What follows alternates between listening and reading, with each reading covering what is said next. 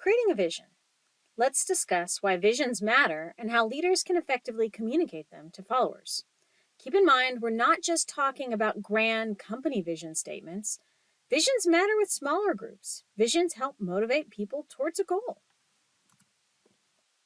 I want you to know the difference between a vision and a mission and vision's characteristics. You should understand the role mental models or schemas play in communicating visions, sense making, and how to do it. You won't see sense making mentioned in the book. Finally, you should also know the skills involved in communication and implementing a vision.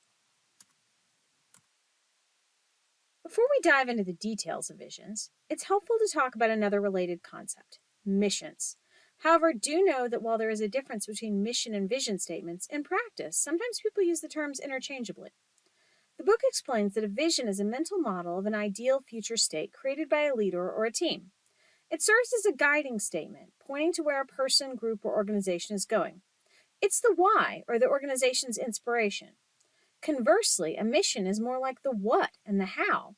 It's more of a purpose statement of what the organization does and, broadly, how to achieve the vision.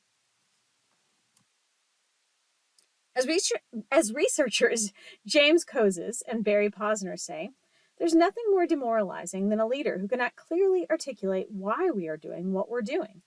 Visioning is the inspiration or the why for a team. A leader wants to communicate a good vision frequently and consistently. A good vision provides purpose for followers and the leader and makes them more committed to that goal. Plus, research shows that followers are more productive and make more ethical decisions when they follow a worthy goal. When we talk about visions, it's helpful to understand their characteristics. The book covers these 5 characteristics well. A vision is literally a vision. It's the picture of the future. It can be a change in a new direction. It often reflects an organization's values. Additionally, it serves as a roadmap to provide guidance or direction. Finally, it can be a challenge to commit to or do something worthwhile. Let's look at some actual visions and missions from companies. IKEA's vision is to create a better everyday life for the many people. Adding onto this on their website, they specify that these people include customers, coworkers. Note the language there. They don't say employees. It's more community-based language. They extend that vision to the people who work at suppliers, too. IKEA talks about this vision as going beyond their products. They want to create good products, but make them positively impact customers and the world by being sustainable from who they source from. Let's contrast the vision with the mission. Here, IKEA more concretely explains how the company will achieve that vision by offering a wide range of well-designed functional home furnishing products at prices so low that as many people as possible will be able to afford them. As they explain, that means they are looking to make well-designed functional furnishings that are also sustainable, good quality, and low-priced. So Tesla's vision, in contrast, is to accelerate the world's transition to sustainable energy. Note the word choice there, accelerate, like a car. That's intentional. But also notice that this vision is broader than cars. It's about energy and doesn't even mention cars. Its vision is a loftier goal with a tie to a sustainable goal. It's smart because it allows for room for the company to move beyond just cars and tackle other energy areas. The mission is narrower. Vision is the why, mission is the how. Currently, Tesla's plan to achieve their vision is by focusing on becoming the most compelling car company of the 21st century and driving, note another car pun, the world's transition to electric vehicles. So now take a look at Southwest. See how this vision and mission differ? Can you, if you are given mission and vision statements, differentiate which is which? It's something you should be able to do. So, creating a vision can be a challenge. A vision needs to be long-term and future-oriented. You need to be very forward-thinking. Second, the vision should be motivating. A challenge with visioning is entrenched mental models. They inhibit leaders' ability to see new possibilities in their company, industry, etc. But let's back up a little. What exactly is a mental model? Not only are entrenched mental models an issue for leaders, but the definition of a vision is a mental model of an ideal future state. In communication and psychology, you might also hear the mental models described as schemas. Probably remember that from 1300 and 3300. A mental model or schema is a mental structure that helps us organize and eventually interpret information. So, they are explanations of how things work. They help us group together information and take in new information. These schemas influence what we pay attention to.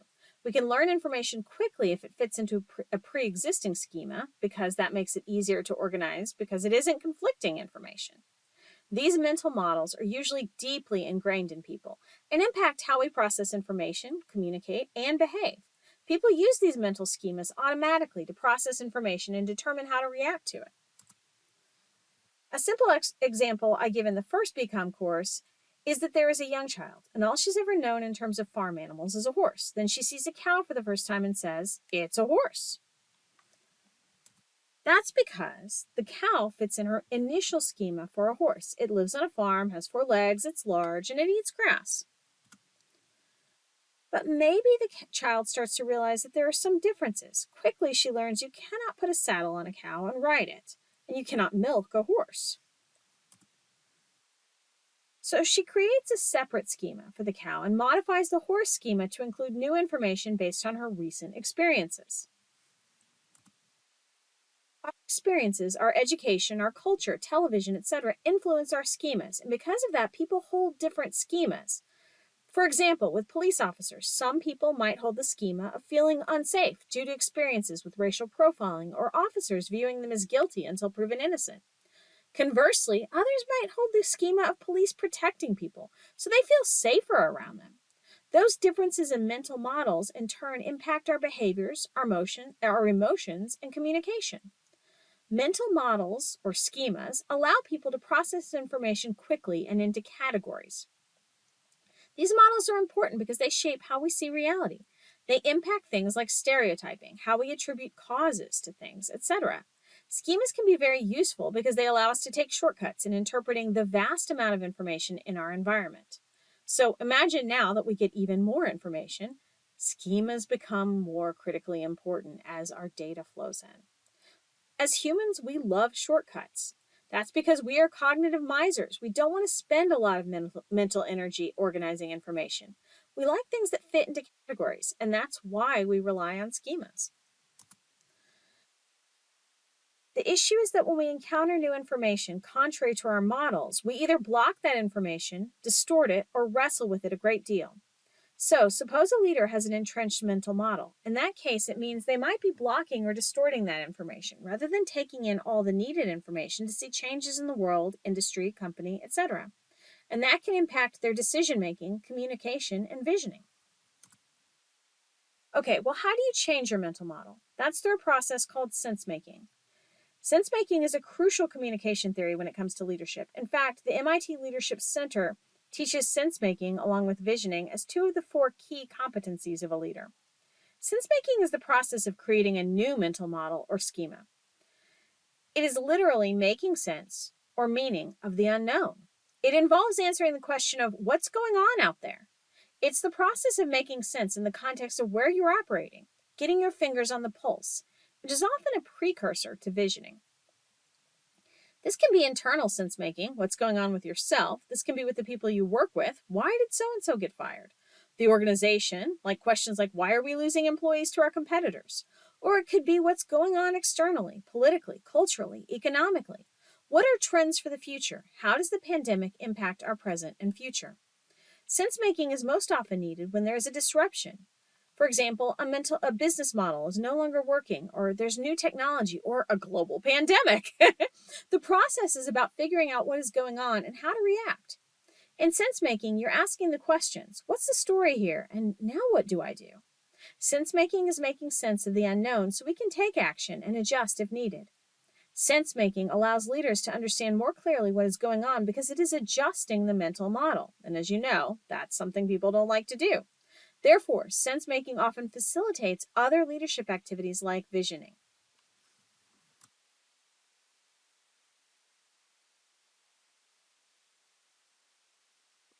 If you're still confused about sense-making, here's a hypothetical scenario to illustrate it in action. You work for a company that has not been doing well financially. You show up for work this morning and you and your coworkers discover that Nancy's desk has been emptied of its contents and her nameplate has been removed. Nancy was a longtime colleague of yours, and to the best of your knowledge, she was a hardworking employee. You and your coworkers begin discussing the situation. Process of you discussing the situation is going to involve sense making. Together, you're all asking, what's going on? What's the story? How does this impact us? And probably our jobs. You and your coworkers decide to ask your supervisor, Deirdre, about Nancy. Deirdre replies, Nancy no longer works here. That is all the information you're given. So what's up now? Deirdre wasn't helpful here. In your sense-making process, you and your coworkers were trying to get more information to figure out what was happening. When you asked Deirdre for more information, you asked her to sense give. That's when a person sense makes and then shares that story, or mental model, with others. She was pretty ambiguous and didn't help you sense make what happened. That might be because she couldn't tell you for privacy reasons, or she didn't want to. It's now lunchtime, and you still have not received any additional information about Nancy. However, Lynn, another colleague, joins you for lunch. He has a close relationship with Deirdre. Lynn sits down at the tail end of your lunch conversation and comments succinctly, well, the issue of money missing from the cash drawer for fines and all of those lost items seems to have been resolved now. So what happened? How did you make sense of the situation? Aha! Now you have more information. You can add that to your mental model and piece together that Nancy probably got fired for stealing. That's probably different from what you were thinking 2 slides ago. This is just a small example of the sense-making process. You deal with something unknown, and you try to figure out what the story is. Now think about sense-making on a larger scale. How does a leader anticipate future industry trends or plan for their business after the disruption from COVID-19 sense-make? There are a lot more moving parts with that than with why Nancy got fired. This leads us to this classic sense-making analogy Brian Arthur developed in 1996. He used a casino analogy to give an example of how sense-making is needed when there is uncertainty. Imagine you're milling about in a large casino with the top figures in high tech. Over at one table, a game is starting called multimedia. Over at another table is a game called web services. There are many such tables. You sit at one. How much to play, you ask? $3 billion, the croupier replies. Who'll be playing, you ask? We won't know until they show up, he replies. What are the rules, you ask? These will emerge as the game unfolds, says the croupier. What are the odds of winning, you wonder? We can't say, responds the house. Do you still want to play? Woof, that's a lot of uncertainty, right? But that is what businesses deal with. We don't know the future. A good sense maker can figure out what is going on. In this case, the nature of the game and the rules as they are playing it. Good leaders are good sense makers. And when leaders sense make well, that leads to higher rankings of leadership effectiveness. In other words, good leaders are so good at sense making that they can figure out what's going on and determine what they can do to be effective through sense making. That's that process where leaders intentionally try to influence people's interpretations, and they can communicate that to followers. Sense making is akin to trying to map out an unfamiliar situation to lessen how much you don't know. That plausible map gives people something to act on in the chaos of a disruption. As you progress with that map, you can adjust it as you gain more information. You often won't have the correct map or answer with sense-making, but you're figuring out the situation with the best information available and moving forward. As you move forward, you can adjust that map or mental model. But that initial act of sense-making from the unknown or making that first map gives our followers and us something to concentrate on. In business, why would you move ahead with an incomplete or incorrect map? Well, first, it allows you to start moving and take action when you might feel paralyzed trying to find the best map. Second, it helps people calm down and get a sense of the situation. So, third, in a rapidly changing situation, speed can be more important than accuracy. You can always update that map or mental model as you get more information. How do you sense make then? Here are 3 steps. First, explore the wider system. That means seek out as many types of sources or data that you can find available. Leaders spend a lot of time talking to people, employees, clients, other leaders, consultants, stakeholders, when sense-making to form a vision. Sense-making could involve studying the organization's history to figure out reasons for success and failure, studying the present, and looking at the future to see if there are possible long-term changes in the industry, socially, politically, environmentally, etc. Think about how you would do this if you were trying to sense make about a departmental issue in an organization. You would look for information to form a clearer picture about what's going on. You'd also involve others as you try to make sense of any situation. This helps test and improve your schema, basically checking your assumptions, by getting other perspectives. Next, you create a map of the current situation. This involves trying to form a mental model from all this information you've taken in. Try to see the issue from multiple angles. If reaching conclusions feels easy, you may be relying on a faulty mental model. This is also when you start thinking about how to sense give this information to your organization, or provide a vision if you're sense making on a large scale. This process would involve thinking about how to use images, metaphors, and stories to capture key elements of the situation. Have you noticed I've been doing that as I've explained this concept to you? I told you about the Nancy firing, gave you the casino analogy, including elements like what make the process easier for followers. If you can communicate something memorable to them, it helps them hold on to the sense-giving or vision better. The third step in creating a vision is to act to change the system and learn more about it. Test it so that you can learn from it. Take an action, and if it doesn't seem to be the right move, course correct and learn from that. I know you aren't going to be creating big visions anytime soon, but it's helpful to be conscious of your sense making now and make sure you're forming good mental models. That process involves gathering lots of information, trying to articulate what's going on, testing your assumptions, and being ready to change them. Good leaders are good sense makers because they can process lots of information, are adaptable, and constantly checking their mental models. So start asking yourself questions like, what's the real story here? Now what do I do?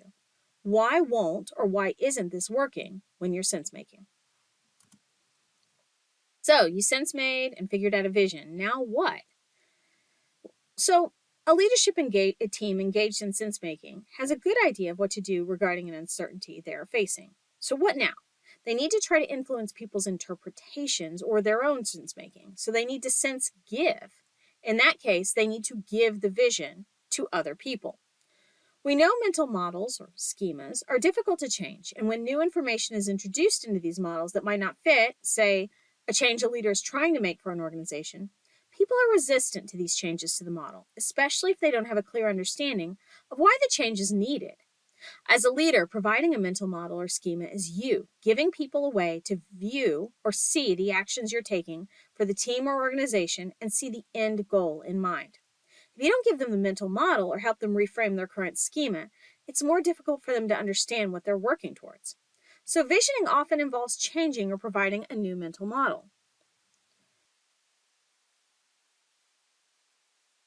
Researchers James Collins and Jerry Porras explain that organizations with a well-articulated vision that permeates the company are most likely to prosper and have long-term success. Visionary companies often are market leaders in their industry. Remember, a leader isn't just about your position or power. At any level, you can practice visioning and communicating those visions to others. To communicate that vision, a leader should adapt it to their audience. We know people don't like change, so you want to figure out how to communicate your vision without overwhelming people. Figure out what they're comfortable with, give them that information, and start to nudge them more towards the broader vision. Don't give your followers whiplash by introducing too much change too quickly. Second, highlight the values of the vision. A good vision excites and energizes people. People are willing and often excited to join worthwhile projects or feel a sense of purpose. So think about how you can emphasize values in a vision. For instance, that could be talking about improving conditions for others or allowing for growth or development of a follower. A shared vision helps people find that meaning, like being part of a team or providing a worthwhile service or product. Third, a vision includes uplifting words and symbols. Fourth, a vision includes inclusive language, like we and our. This language facilitates the sense of teamwork and cohesion, like we are working together, right?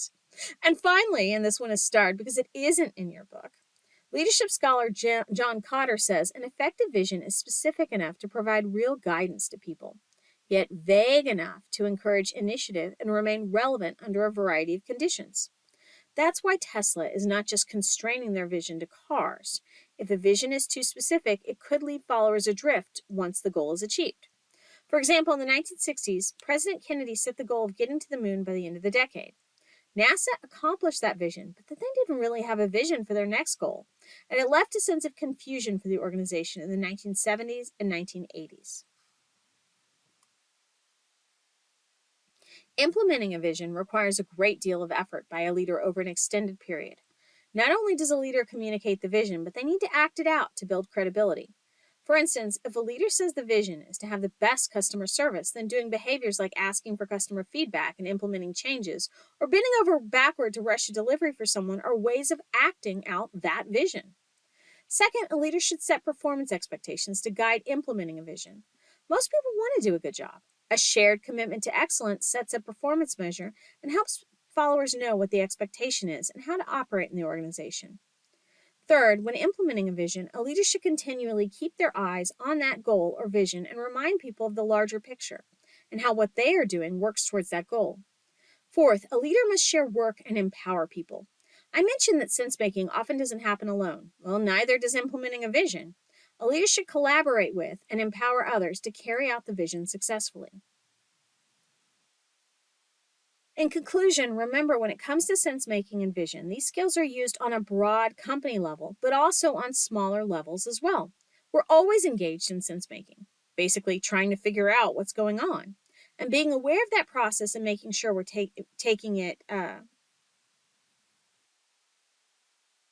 We are always engaging in sense making, trying to figure out what's going on.